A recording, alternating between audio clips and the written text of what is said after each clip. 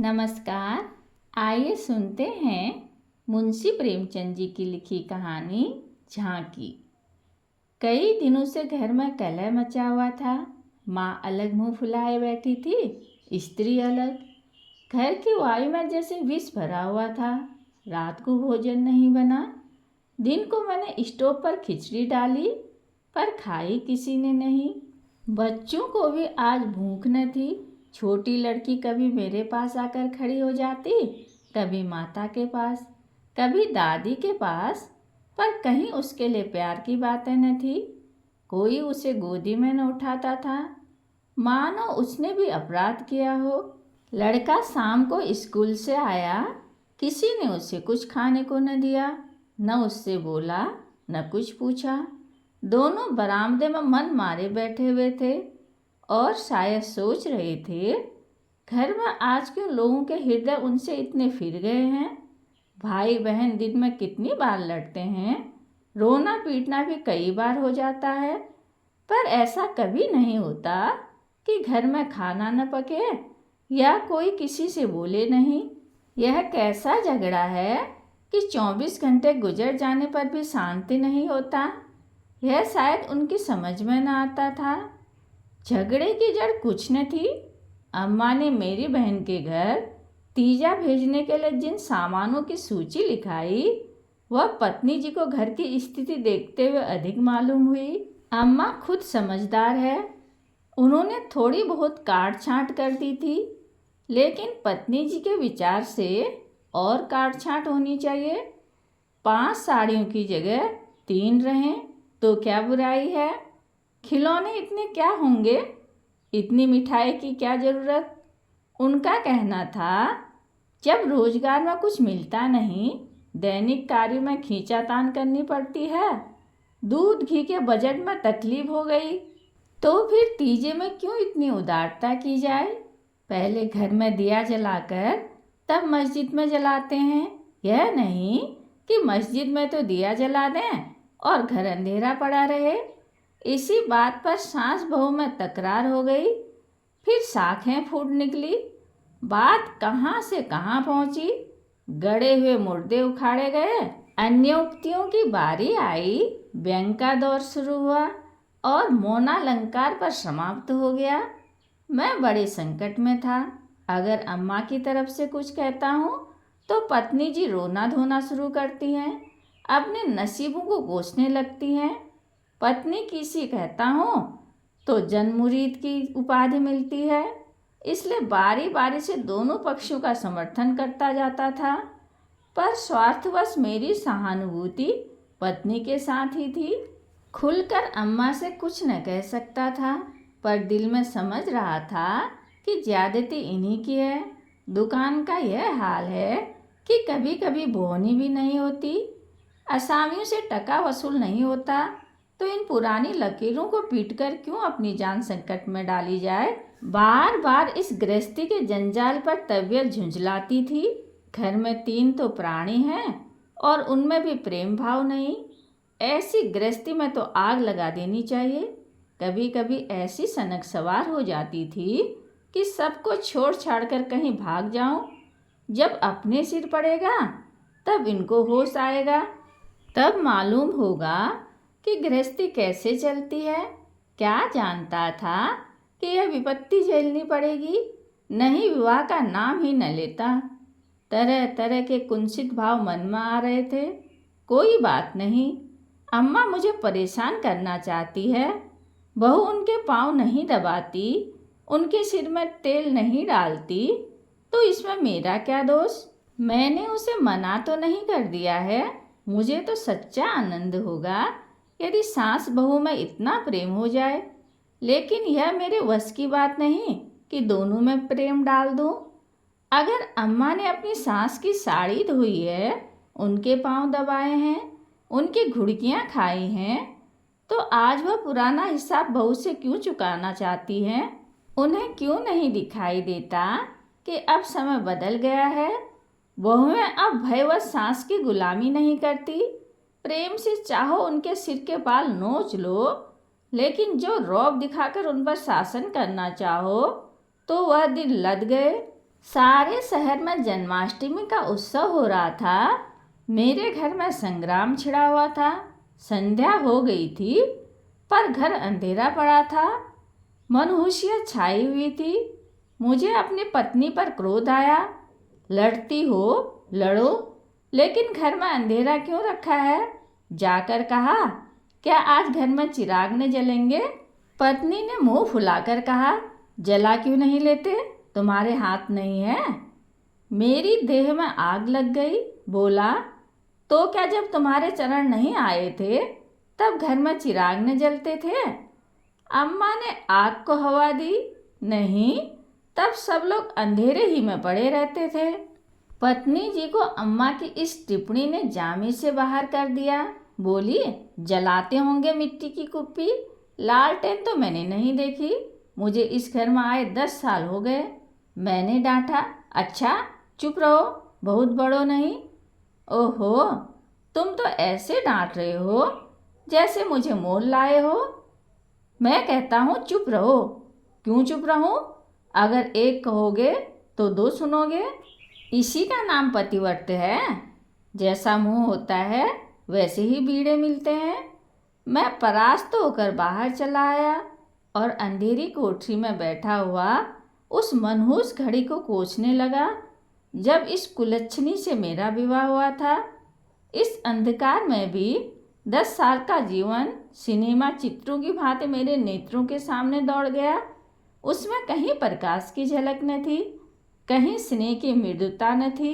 सहसा मेरे मित्र पंडित जयदेव जी ने द्वार पर पुकारा, अरे आज यह अंधेरा क्यों कर रखा है जी? कुछ सोचता ही नहीं, कहाँ हो? मैंने कोई जवाब न दिया। सोचा, यह आज कहाँ से आकर सिर पर सवार हो गए। जयदेव ने फिर पुकारा, अरे कहाँ हो भाई? बोलते क्यों नहीं? कोई घर में है या नहीं? कहीं से कोई जवाब न मिला। जयदेव ने द्वार को इतनी जोर से झंझोड़ा कि मुझे भय हुआ कहीं दरवाज़ा चौखट बाजू समेत गिर न पड़े। फिर भी मैं बोला नहीं। उनका आना खल रहा था। जयदेव चले गए। मैंने आराम की सांस ली। बाले शैतान टला, नहीं घंटू सिर खाता। मगर 5 ही मिनट में फिर किसी के पैरों की आहट मिली और अब की टॉर्च की तीव्र प्रकाश से मेरा सारा कमरा भर उठा। जयदेव ने मुझे बैठे देखकर कुतूहल से पूछा, तुम कहाँ गए थे जी? घंटू चीखा। किसी ने जवाब तक न दिया। यह आज क्या मामला है? चिराग क्यों नहीं जले? मैंने बहाना किया, क्या जाने, मेरे सिर में दर्द था, दुकान से आकर लेटे तो नींद आ गई, और सोए तो घोड़ा बेचकर, मुर्दू से शर्त लगाकर। हाँ यार, नींद आ गई।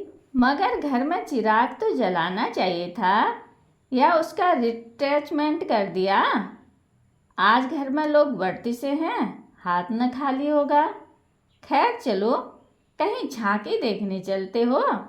सेठ घूरेमल के मंदिर में ऐसी झांकी बनी है कि देखते ही बनता है।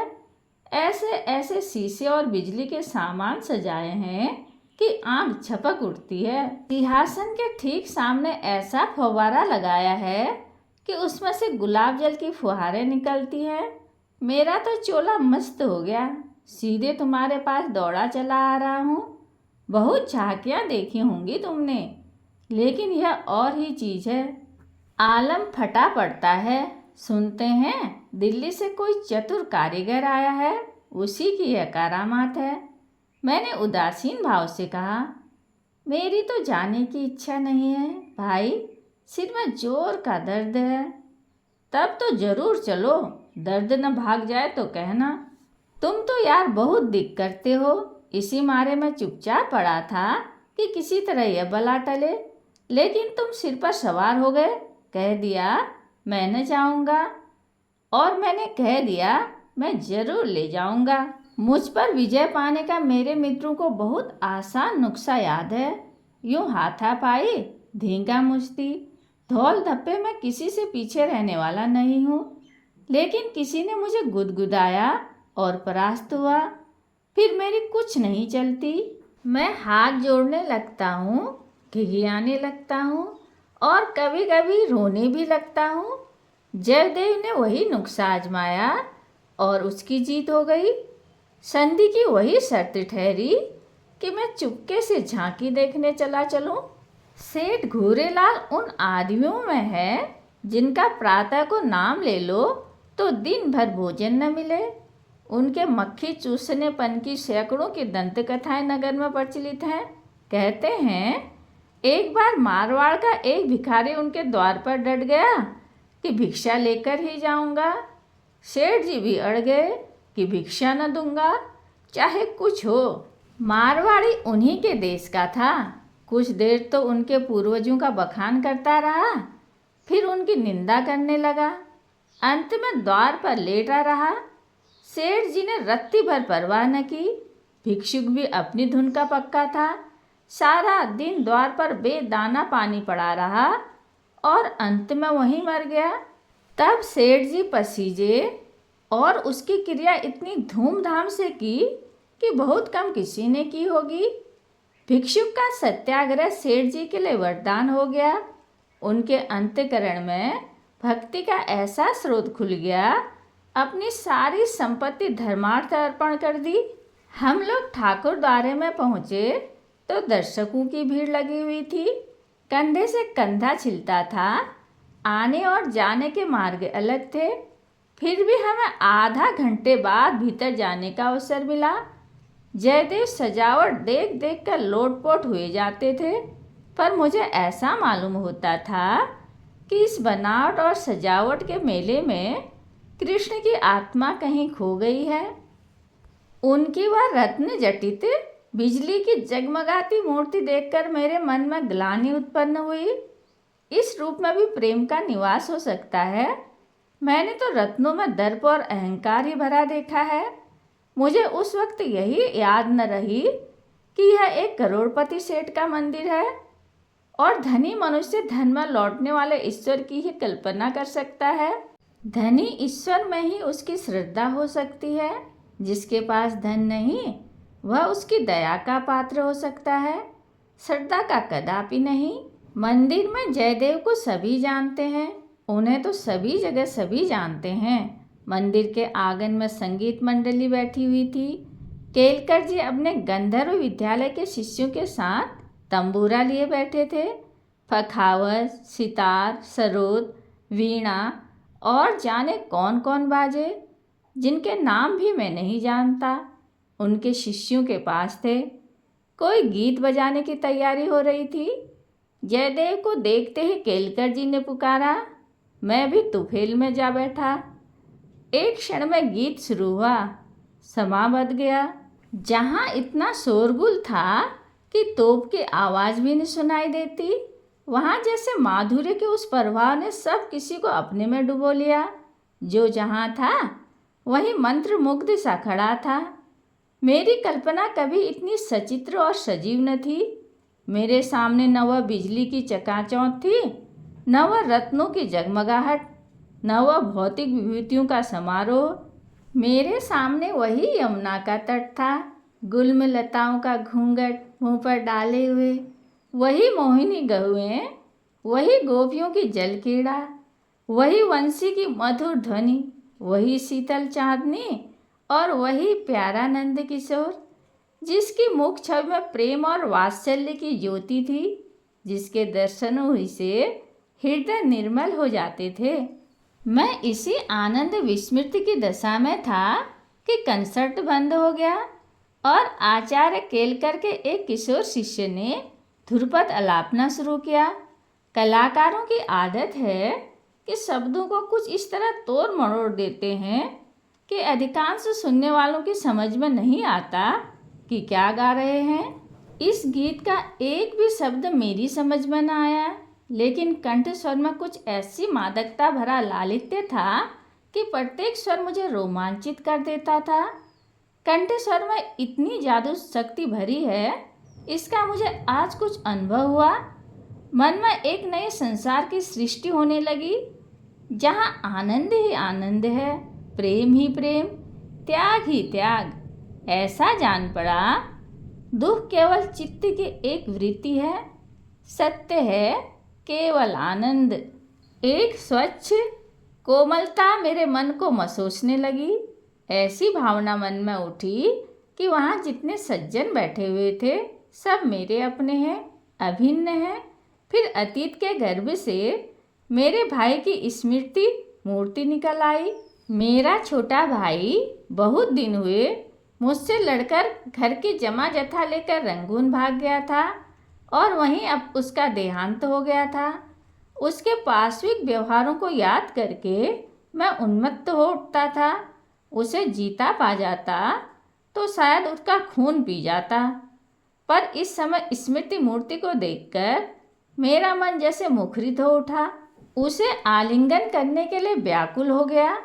उसने मेरे साथ, मेरी स्त्री के साथ, माता के साथ, मेरे बच्चे के साथ जो जो कटु, नीच और घृणास्पद व्यवहार किए थे वह सब मुझे भूल गए। मन में केवल यही भावना थी, मेरा भैया कितना दुखी है। मुझे इस भाई के प्रति कभी ममता उत्पन्न न हुई थी। फिर तो मन की वह दशा हो गई जिसे विह्वलता कह सकते हैं। शत्रु भाव जैसे मन से मिट गया था। जिन जिन प्राणियों से मेरा बैर भाव था, जिनसे गाली गलौज, मारपीट, मुकदमेबाजी सब कुछ हो चुकी थी, वह सभी जैसे मेरे गले में लिपट लिपट कर हंस रहे थे। फिर मेरी पत्नी विद्या की मूर्ति मेरे सामने आ खड़ी हुई। वह मूर्ति जिसे 10 साल पहले मैंने देखा था। उन आँखों में वही विकल कंपन था, वही संदिग्ध विश्वास, कपोलों पर वही लज्जा लालिमा, जैसे प्रेम सरोवर से निकला हुआ कोई कमल पुष्प हो। वही अनुराग, वही आवेश, वही याचना भरी उत्सुकता जिसमें मैंने उस न भूलने वाली रात को उसका स्वागत किया था, एक बार फिर मेरे हृदय में जाग उठी। मधुर स्मृतियों का जैसे स्रोता सा खुल गया। जी ऐसा तड़पा कि इसी समय जाकर विद्या के चरणों पर सिर रगड़ कर रोऊं और रोते रोते वो बेसुध हो जाऊं। मेरी आंखें सजल हो गई। मेरे मुंह से जो कटु शब्द निकले थे वह सब जैसे मेरे हृदय में गड़ने लगे। इसी दशा में जैसे ममतामयी माता ने आकर मुझे गोद में उठा लिया। बालपन में जिस वात्सल्य का आनंद उठाने की मुझ में शक्ति न थी, वह आनंद आज मैंने उठाया। गाना बंद हो गया। सब लोग उठ उठ कर जाने लगे। मैं कल्पना सागर में ही डूबा रहा। सहसा जयदेव ने पुकारा, चलते हो या बैठे ही रहोगे? कहानी सुनने के लिए धन्यवाद।